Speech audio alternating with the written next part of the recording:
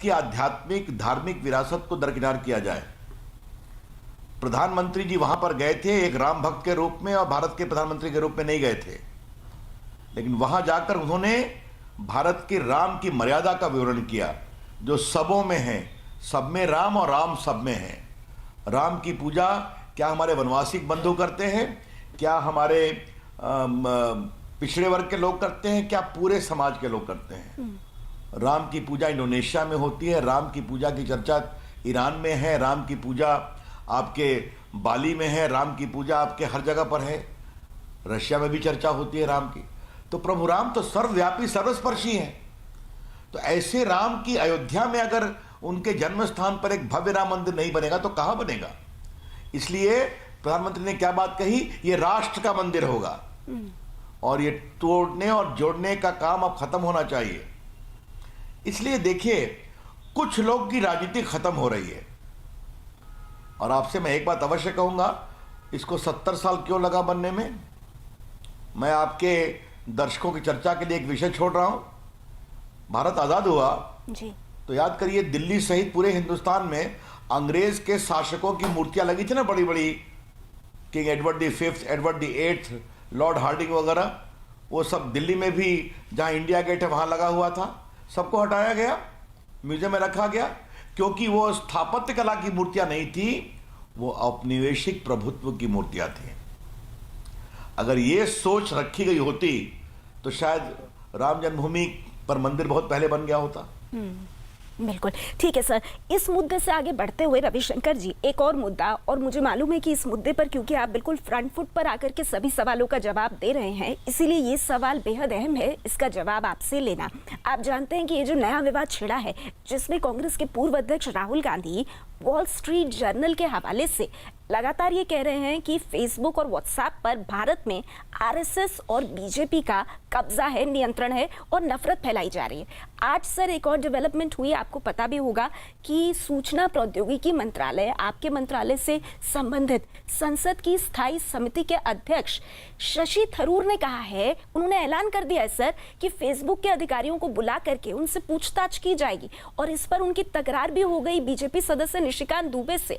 ये पूरा मामला कहां जाता हुआ आपको नजर आ रहा है रविशंकर जी? मैं संसदीय स्थायी समिति की बैठक के बारे में कुछ नहीं बोलूंगा। उनके अपने नियम प्रक्रियाएं हैं, वो बहुत तय प्रक्रियाएं हैं, उसके अनुसार वो काम करेंगे, मेरी अपेक्षा है। देखिए, मैंने कल ही एक बहुत बड़े 2 ट्वीट किया था जी।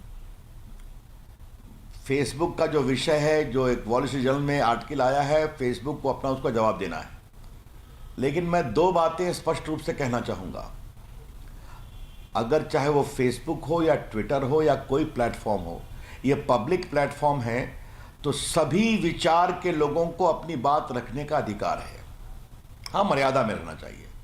अब बीजेपी की ओर से शिकायत की गई है कि 2019 के चुनाव के पहले उनके 700 पेज लोगों के पेजेस को निकाल दिया गया था, उन्होंने एक शिकायत की है।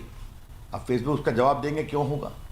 ठीक है, घृणा नफरत का माहौल नहीं होना चाहिए, लेकिन कुछ लोग समझते हैं कि ये पब्लिक प्लेटफॉर्म जो हैं वो सिर्फ एक ही विचारधारा या वामपंथियों के होने चाहिए प्रभाव के। तो ये तो ठीक नहीं है ना, कि आपकी कोई राजनीतिक जमीन नहीं बची है और आप चाहेंगे कि जो हम चाहेंगे वैसा ही विचार होना चाहिए।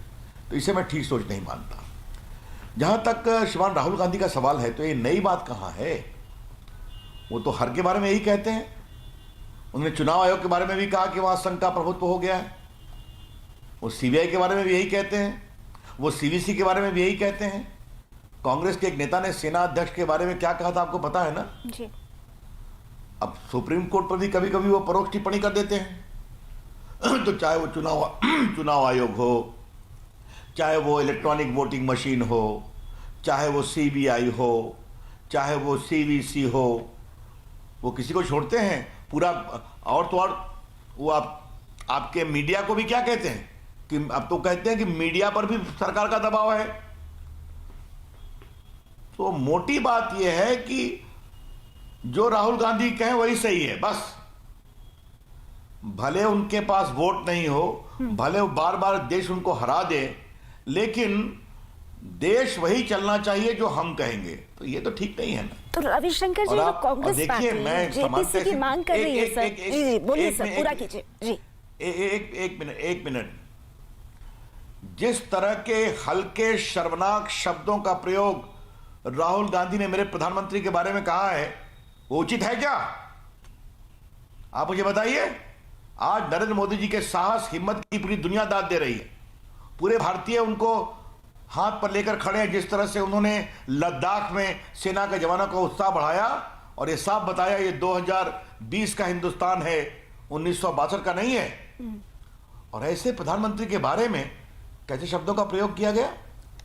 तो राहुल गांधी क्या है अब आप समझिए। अब उनकी, अब देखिए, हमको कांग्रेस पार्टी के बैठक का जवाब देना नहीं है आपके चौपाल में, भाजपा के प्रवक्ता जवाब देंगे।